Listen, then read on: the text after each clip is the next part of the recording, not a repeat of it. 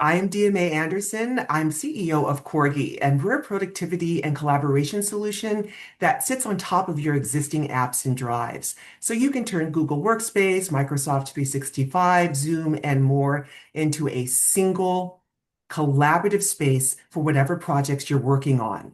I'm also a longtime college advisor and ran a program called First in the Family in Los Angeles for 8 years.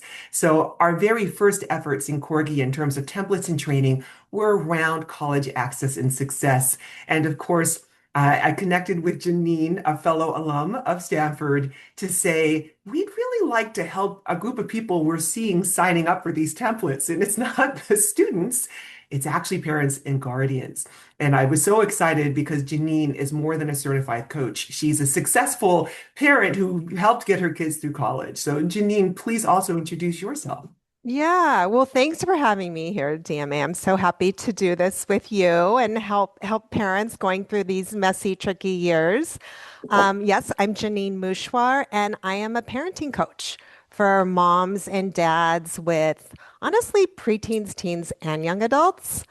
I have three kids myself. They're all in their 20s now. So I have been through the teenage years and it's messy and hard and challenging. Let's be honest, we were never taught how to parent teenagers. But there are skills you can learn to make this much easier. And boy, was I relieved when I found out that. So, yeah, we'll just be going through today and looking just to support you through the process. And feel free to, yeah, reach out privately after how we can help you. And if you have any questions, yeah, just stick them in the chat. We'll try to answer them. Yes, for us, the best possible outcome of today is that you have some insight into the process that your students will be going through or are going through right now, and some of the preparatory tips for those of you who have students who aren't seniors yet.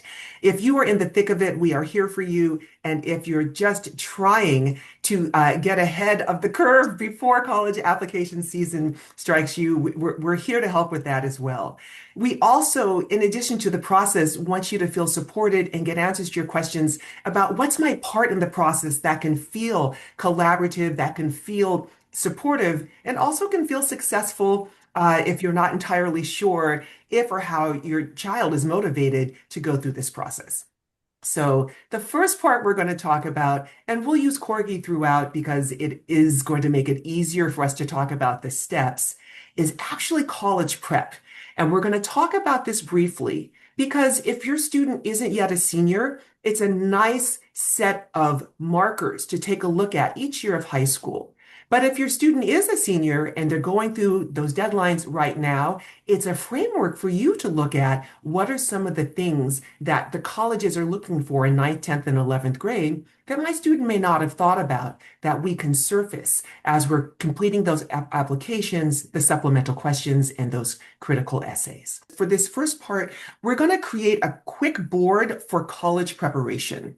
And I'm going to use that to navigate ninth, 10th, and 11th grade. I'll surely have additional tips, but we want to do this really easily. So I'm just going to tell Korgi to create a 4-year plan for my ninth grader. Let's say a 4-year college prep plan. And I'm going to say in California, which is where we are. And we're going to keep it simple. So for those of you who are not yet on the GPT train, this is an AI-powered board. But it's using AI for is to kind of search the knowledge of the world and put together great plans for you. So we want you to feel confident that you can at least have the basics of the steps that you're going to need to help your child get ready to apply for college. So here's some nice steps, nice reference and resource links, and then ninth grade focus, 10th grade focus, 11th grade. For 12th grade, we're going to shift to the really detailed boards, but I want to jump in on each of these, certainly starting with ninth grade. What I'm loving here is ninth grade is your focus on academics for your student. And what does that mean? We want that 4-year college preparatory plan in place. So the two things I want to share with you in terms of process, what it takes for your child to graduate from high school is not always the same as what it takes for your child to apply to and be accepted to college.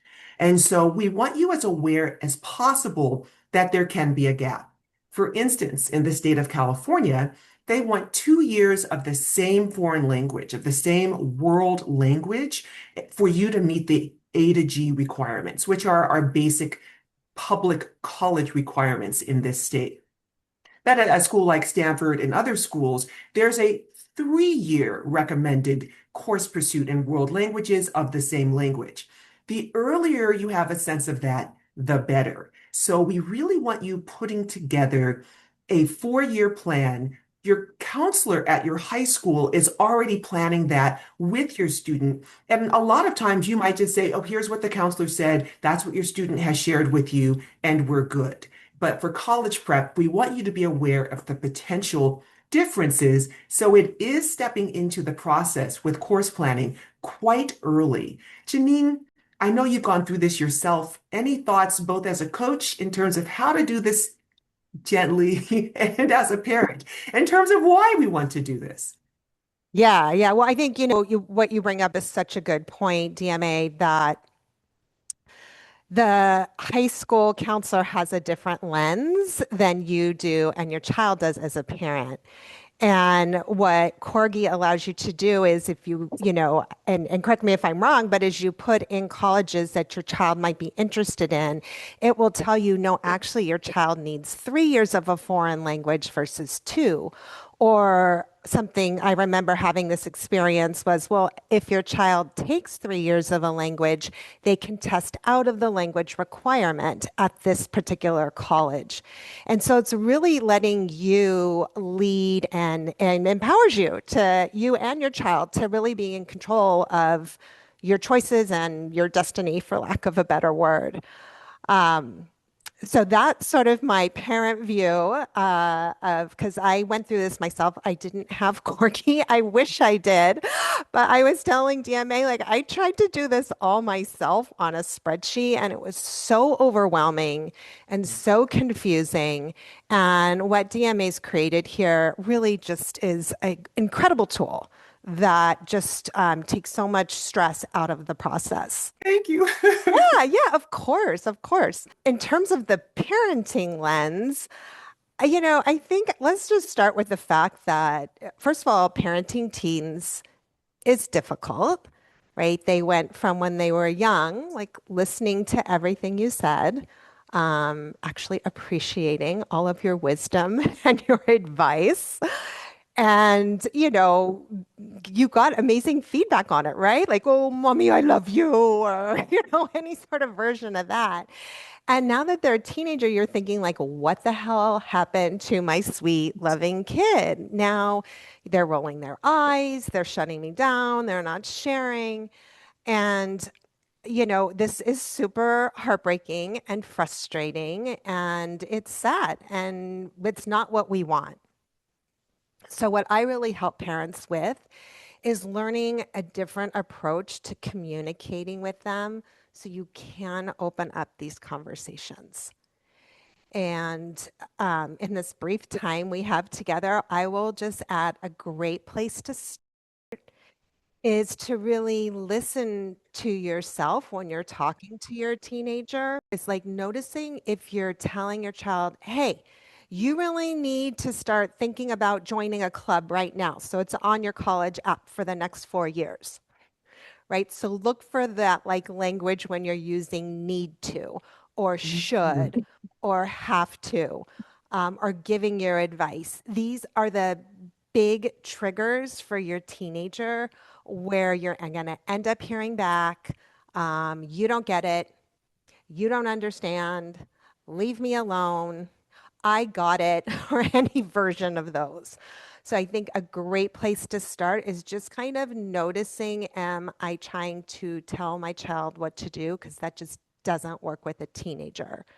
Mhm. And as we move along, I'll offer some suggestions of what to do instead. But I'll kick it back over to you, DMA. I love it. Well, let's wrap up just with the prep piece. Two more things to focus on. I want to put one more thing into ninth grade because this isn't necessarily recognized lore, but on the college admission sides, it's an a very but true thing. You want to concentrate, oops, as early as possible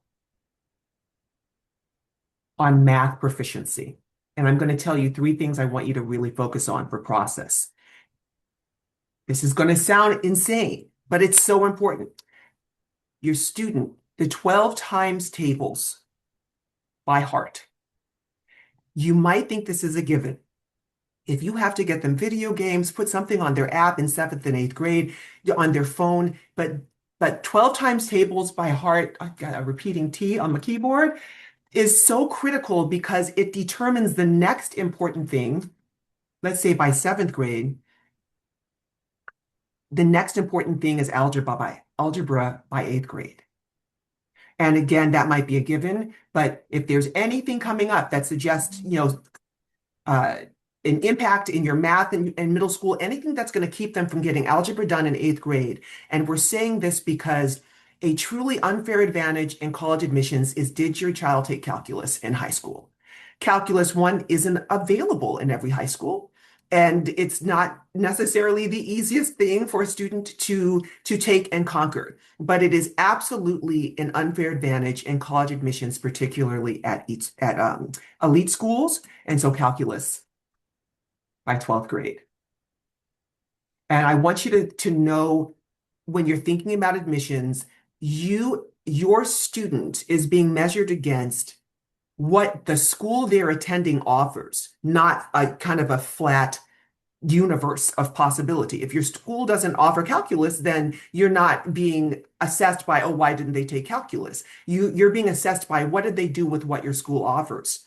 If your school does and your child's not taking it, then that is something that might put them at a disadvantage in the application cycle. And so I want to concentrate on what seems very basic, but each one of these feeds to the other. That memorized 12 times table, which is not emphasized as it was when we were growing up, completely changes their ability to navigate high school math. If they have to divide and use calculators versus just knowing what 12 times 13 is, it will make a difference. Same thing for algebra. You have to have gotten into algebra and through it in eighth grade to be in calculus by 12th grade or AP calculus if your school offers it. For 10th and 11th grade, obviously we want to talk about test prep because those standardized tests are coming back next year. Many schools eliminated them over the past 2 to 3 years. Many schools are reinstating them as of next year's applications. But I want to add something, and I love that it has it here. I love it. We want to talk about sustained commitments, one in a skill in an extracurricular space. Now we want to see 2 to 3 years of sustained involvement in and growing expertise in something skill-based and a sustained commitment in service-based experiences. So not going to various weekend experiences or joining a club, but a real personal commitment to something beyond themselves. And that is what 10th and 11th grade, in addition to academic and test prep, can really help with. I want to turn this back over to you, Jeanine, with one light bulb moment I had when you were talking. Because I work with students and we're using their Korgi boards. And one of the things I ask them to do is show their Korgi boards to their parents or their counselors. But because Korgi is creating what they need to do for them, they do feel ownership of the process because AI told them to do it, which they believe, and not the people who gave birth to them. So I just had a light bulb moment. So I'm going to stop sharing. And Jeanine, let's talk about the delicate things about, okay, we want to see those sustained commitments and the need to champion that. And it's, I imagine, kind of difficult to navigate. Yeah, yeah, it is. And yeah, isn't that ironic that our kids will listen to AI, but not us? But hey, it's just kind of a fact, so let's work with it. I'm glad you brought that up because I have a little tip of how to work with that. But where I want to start is, when I hear DMA talking about try to get them into a community service that's for all of high school or a club, where I see parents get stuck, if they know this, is they start panicking that their child needs to do this. Or maybe you're not a huge worrier, but you think, I really want my child to have the best opportunity to get into the best colleges possible. And this would really help them. I mean, your heart, your intention is in such a beautiful place. So start there and recognize that. And then think about what I said previously. Like when we tell them what they need to do or should do, they're probably going to resist. So instead, I want you to take all of your beautiful knowledge and wisdom, in this case, hey, you really should try to do 3 years of a community service, and just turn it into a question. Okay. So what do I mean by that? You could say something like, mm, hey, I'm just curious, what are your thoughts about how having maybe a job for all 4 years would impact your opportunities to get into more colleges that you're interested in? Or, hey, I'm just curious, how do you think maybe participating in theater for a couple of years in school might help you be more in control of the colleges that accept you? So when you can turn your concern or your worry into a question, all of a sudden your child feels empowered. They feel like, yeah, I know, and I want to give you the answer. I don't want you to tell me the answer. And the underlying thing that's going on is they feel like you respect them, that you value their opinion and what they're thinking. And respect and social status, which we won't be talking about today, but these are two of the most important things that kids are seeking, not just from their peers, but from you. And so we inadvertently erode this when we're telling them what to do versus asking them what are their thoughts about a specific situation. When we do that, the underlying message is we value what you think. We respect what your thought process is. And the coolest thing about this is I know you, I get you. I have the 3 kids on my own. We are worried and freaking out that they're not being the best version of themselves. And so that's why we by default start telling them what they should need to do, have to do. But what actually makes us feel better, and try this, you will see it's true, is when you get them to share with you what they're thinking. That's actually what feels the most calming. It's what gives you confidence that, okay, I thought we were ground zero. We might be like at least off to the races. And you'll start trusting that they are building the problem solving skills of solving for questions like these and desires like these. So that's what I would offer. Oh, and just back to the AI thing, I think the same thing applies with AI, right? So just if they're like, I don't need to, join a club for 3 years. That's stupid. I don't need to do that. You can say, oh, it'd be so fun. Like, let's see what AI says. And honestly, I guarantee you AI is going to tell them to go join a club because, right, it's pulling all the information from across the internet from experts like DMA. And that is most likely. I haven't tried it yet, but my hunch is it will encourage them to join one. So, okay, kicking it back over to you. I I love that. And for the folks who just joined, we have a couple people that just joined. We started by just putting a prompt in to Korgi saying, create a college prep plan for my ninth grader.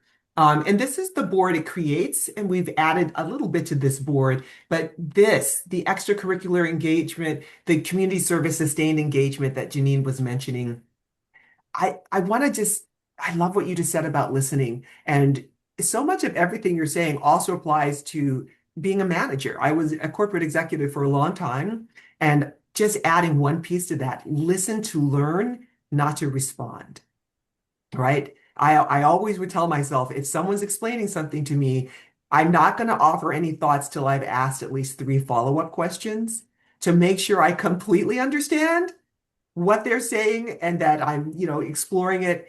And then, so I I love love it. that. I Yeah, love think it. of yourself as the parent through the lens of I am now a leader, right? I tell my clients, put your CEO hat on.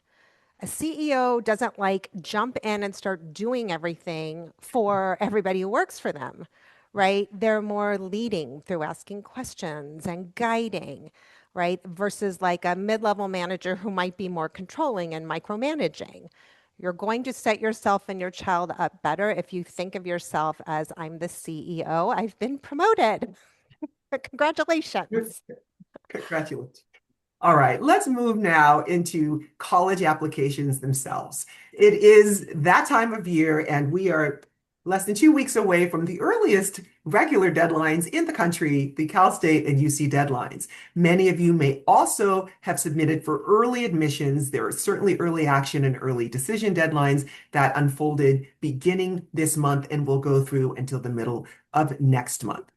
So I'm excited now to get into the granular piece of the college application cycle. And I do think for the folks who are working with younger students, this is so important because it will also let you reverse engineer from here. Remember what Jeanine said. Let's see what they're going to go through. It's senior year and how much we can help them navigate that. So I'm going to switch over in Korgi to our college access page. We do have a dedicated page for students, guardians, parents, advisors, everyone in this process, so that they can really run through the entire experience. Here's all of our certifications and partnerships and security and various templates. And we're going to focus on that college application template. This is not AI. This is so important. So this application template, we test every link internally. This is coming from experts like a lot of our pre-built templates are. And we're going to go ahead and create a board. I really am excited to do this part of it because certainly from anyone from our generation, the entirety of this process being digital has somewhat removed us from the process. I want to share with you that this process is not completing the Common App in an essay and submitting.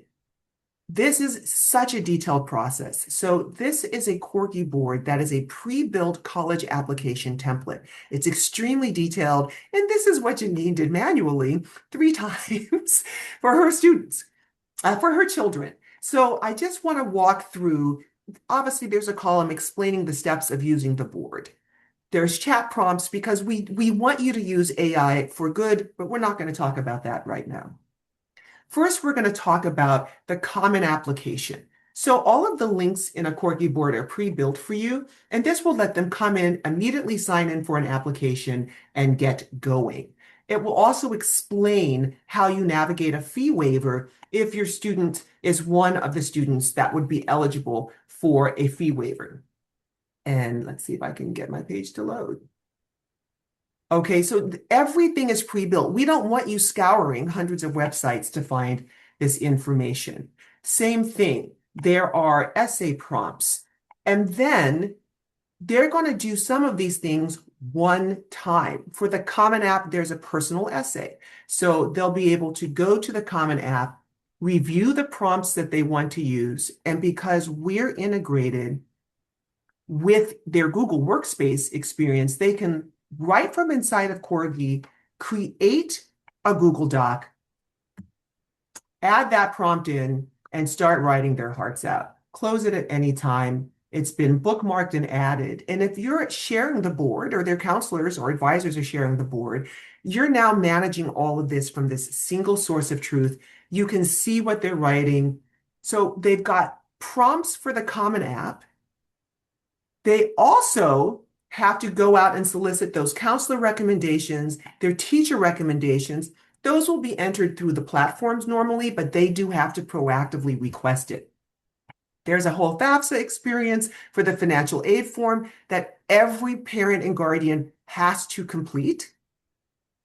For some schools, there's an additional CSS profile completely separate from the Common App. This is where they're going to enter their GPA, attach their transcripts, their dual enrollment transcripts if they're doing courses at community college. They've got the codes for their high school that they can go look up and add here, their SAT scores. Do you see their AP test results, their International Baccalaureate test results, academic interests, resumes? Are you seeing how long this list is? I'm going to turn the counter on.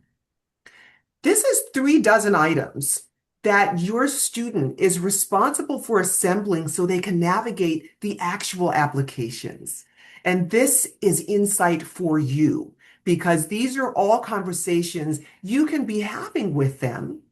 And one of the tips that I love to say for 9th, 10th, 11th, and 12th, if you guys are doing family outings, going to concerts, going to galleries, we want you doing those on any college campus you can get yourself to. So college campuses become family, cultural, social experiences, not just places I go because it's time for me to go to college. However early we can integrate that.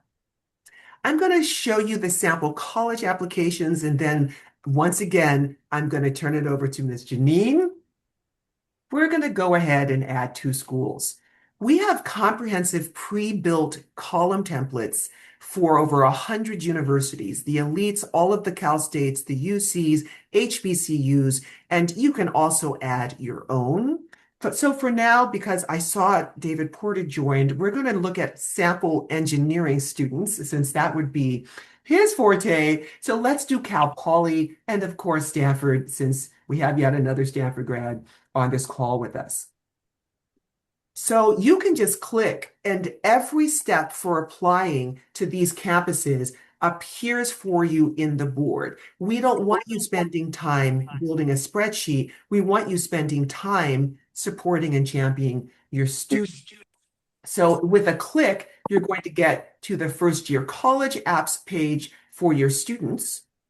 Here's for Cal Poly and here's for Stanford. And I'm going to close tabs to the right. And every single step from there, if they've got honors colleges, great. If they've got recommended high school curriculum, great, because here's where it comes in handy that you've done that work. We're going to compare the recommended high school curriculum for Stanford versus Cal Poly.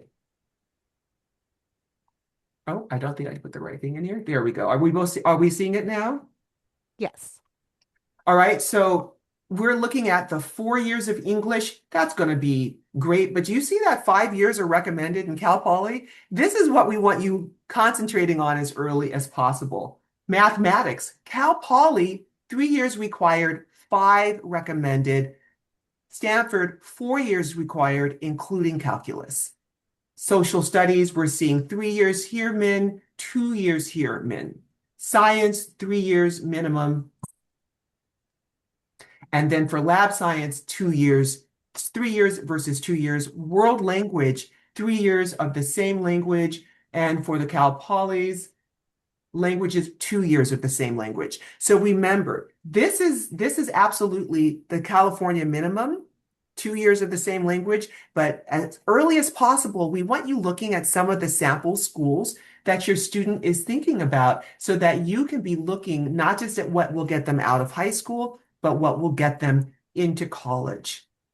And we're going to just take a look at the last of these white cards because I want to turn this back over to you, Jeanine, for 1 second. FAQs, where so many of your questions exist, so that you can come through and see those standard questions and get them answered.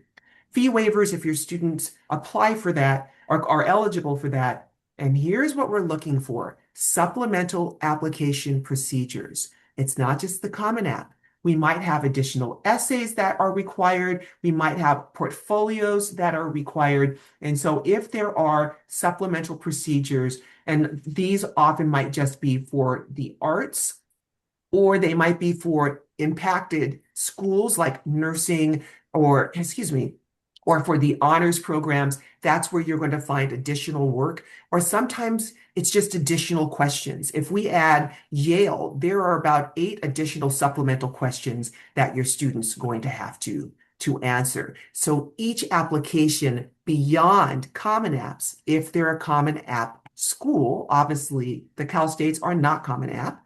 So there's additional work. This is a lot to wrangle. We're going to handle the process for you.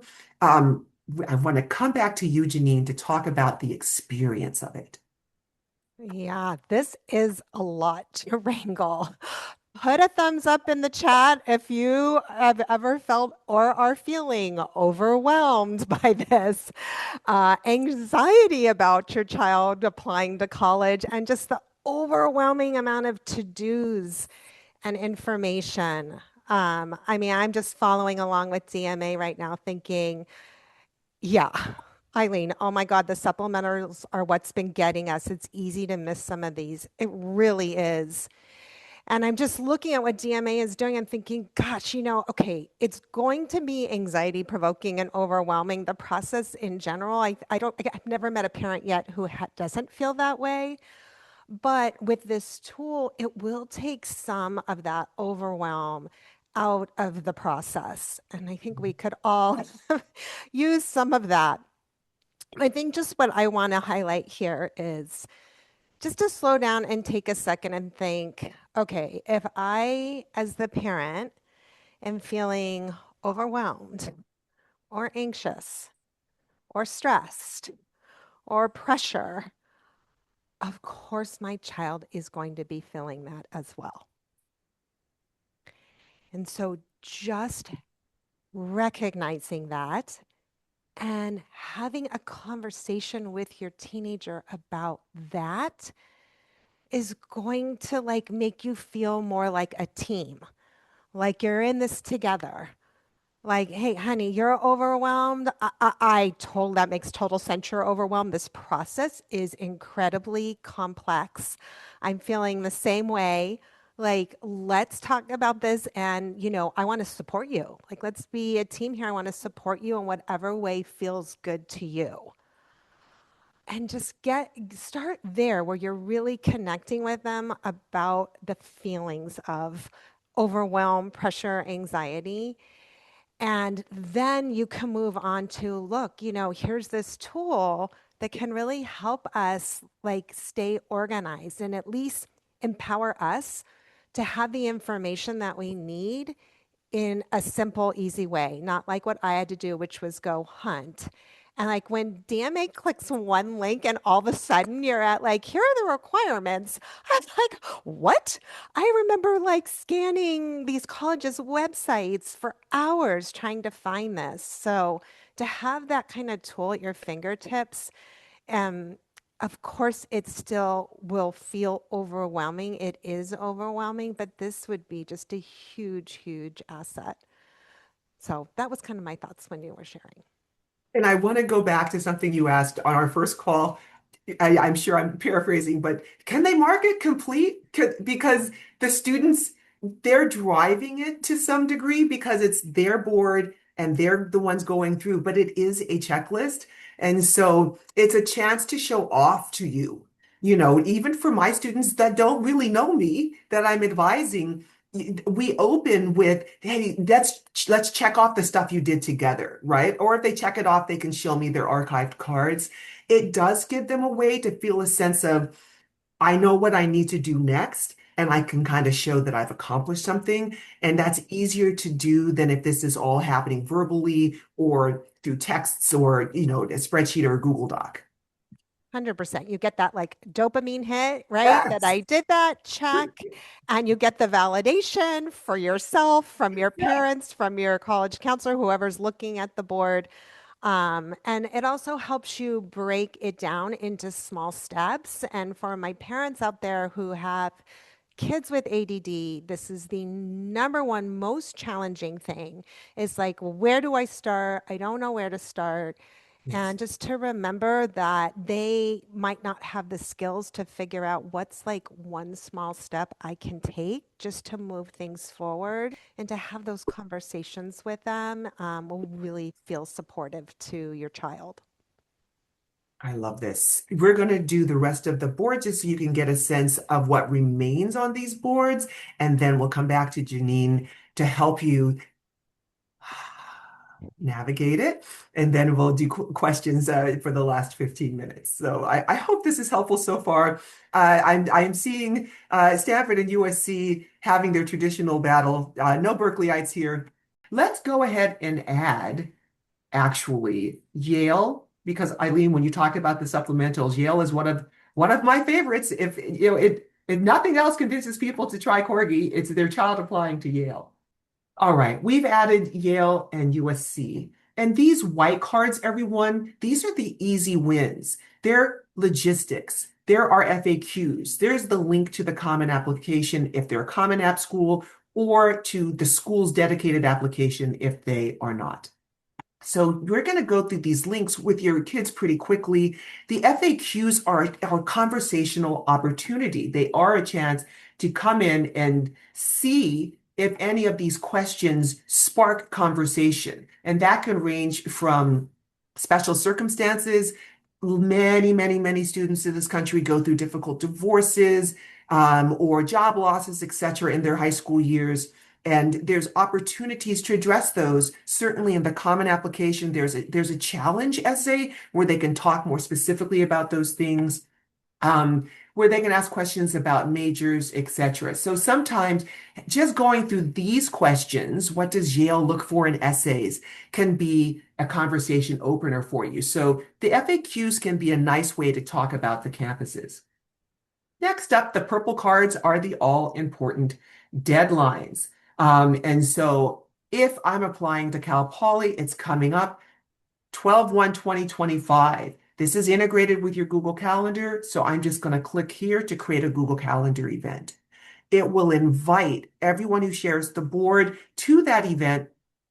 AI is going to grab that date for us, and we're just going to put in that deadline, and it will link back to the board.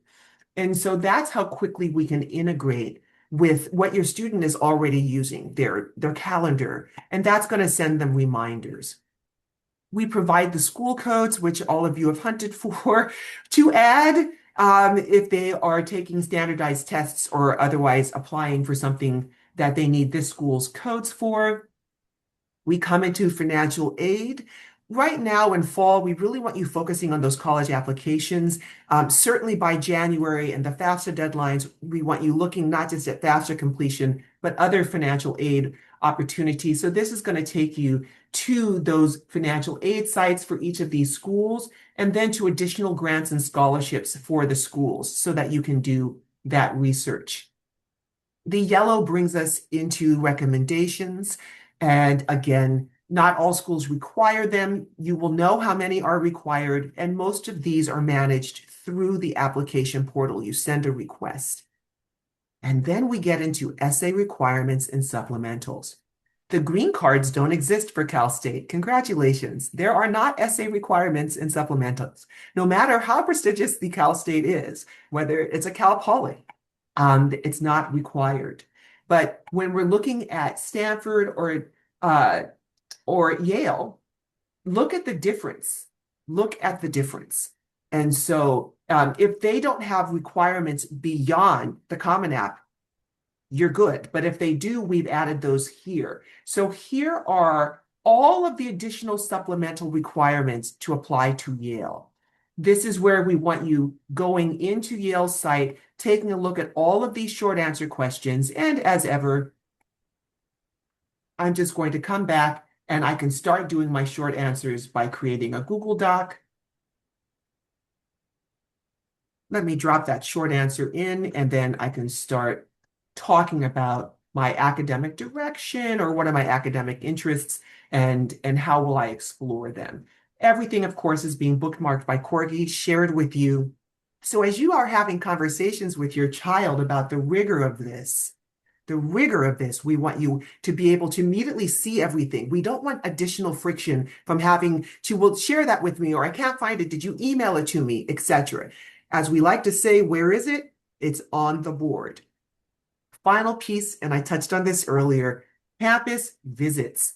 You want to limit a campus visit to physically getting to the campus and certainly to going around and having a kind of a rushed guided tour. We want them to look for their personal interests. UC San Diego has a skateboarding club. That could be a huge thing for your skateboarder kid. And we want them taking advantage of these virtual experiences, and that can be a fun thing. I always have my students take me on a tour of their campus, and prompt, what is it that you would be interested, and what is it that you would like to see? Let's look for clubs, etc. Right? And so there's self-guided tours for every campus. They're not all great, but you can do a 360, a campus walk. This is an easy way in while you're doing campus selection. And all of those links, of course, are built right into the board.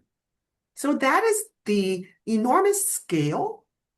It's manageable. The real hardship is honestly trying to copy and paste all of these into a spreadsheet.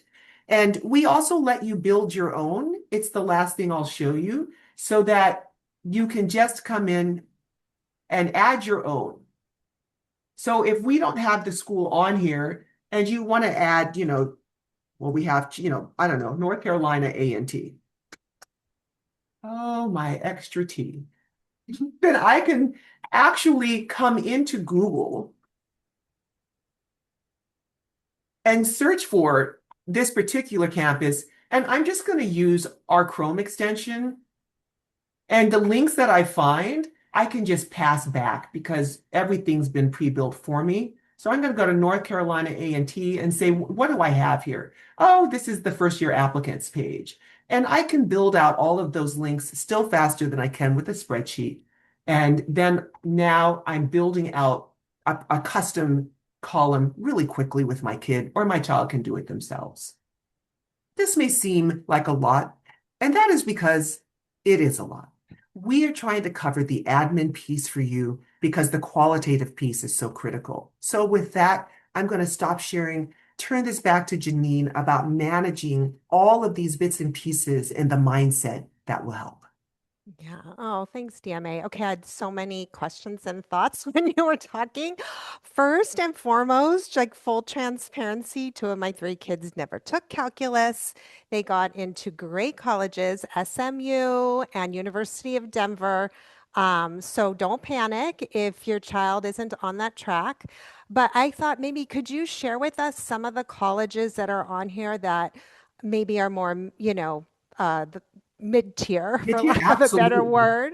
Because I Absolutely. know my kids weren't getting into Stanford or Yale. We didn't even apply there.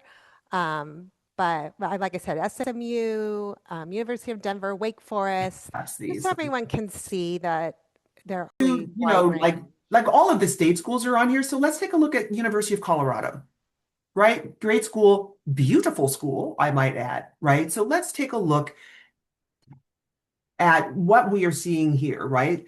We've got a regular decision deadline. Most regular decision deadlines are going to start happening mid to late December into early January, right? Now we're looking at such a different scope in terms of those supplementals. There's one supplemental question, and this is going to be in addition to the common application question, there's this additional 250 word question. So, Jeanine, where else would you want to go when we're looking at some of the mid-tier and some of the great public schools? Honestly, Damien, I just wanted whoever's on the call to realize that there's a whole, I mean, you happen to pick Stanford and Yale, but really you offer so many different colleges and not just the Thank you for that. ones, Thank you. that for the select 1 or Not just the 2% of highly our selective. children who can get in there. So I just wanted to highlight that. Thank you. We've got Um, Hampton on here, Howard on here. Yes, there's a nice wide range.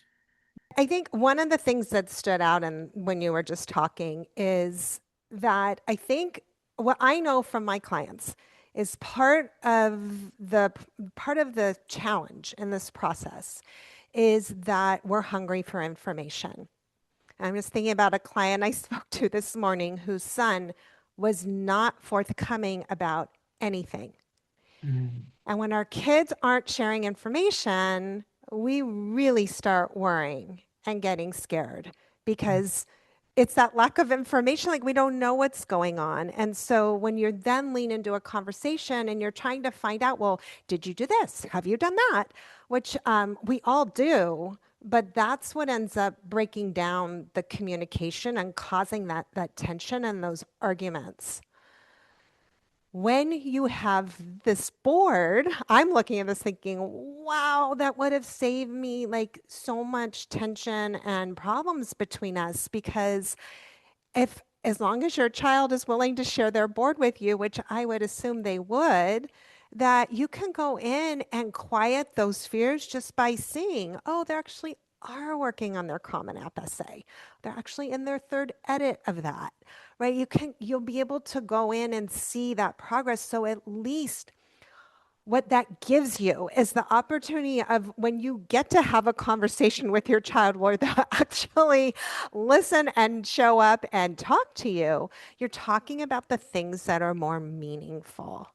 versus just like the to-do list, I call it with my clients. It's like we tend to fall back and have these because it's so hard to get them to focus and to talk to us sometimes. Our conversations often are focused on our to-do list, on our checklist, right? Because we want them to keep moving along and keep, taking all the steps to be the best version of themselves that they can and have all the opportunities. But what I notice is that that really tends to shut kids down. They don't want to have that conversation. So to be able to instead, you already know all of that and see all of that, and you can then have a more meaningful conversation like, oh, hey, I noticed you were writing about dad's illness. I'm just like so curious. What motivated you to talk about that? Like, what are your thoughts about that? And what do you think might be compelling to an admissions officer who's reading that? Right, all of a sudden, you have a much deeper, richer conversation. Um, in the few moments they'll actually talk to you and not their friends. So I just wanted to add that in. And I'll turn it over to questions with one summary, especially based on what you just said, Jeanine. What we want to help you do is to be about the heart of this process because Corky's got the brain of the process. It's not a task master, we need you to do this. I've been a CEO. I am a CEO. I've been a corporate executive. What you said is so, so real. We don't want you in here micromanaging process. We want you to shepherd to the vision. And so if you can get out of process because we're managing that for you, then you can be having those heart conversations. Where do you see yourself? I always tell my students, I want your 25-year-old self to build the board. And I want you to tell me about what your 25-year-old self is doing. Where do they live? What's their job like? How are they dressing? What's that car? And they can have so much fun with that and keep them outcome oriented and let us help with the process. So Thank you so much. Thank you, everyone, for joining us. And yeah, we're just here to support you. I'll see you thank later. you, Jeanine. You're Everyone have a welcome. wonderful rest of your day. Go Card and everyone else's alma maters on this call. We had a great call. We will see you soon.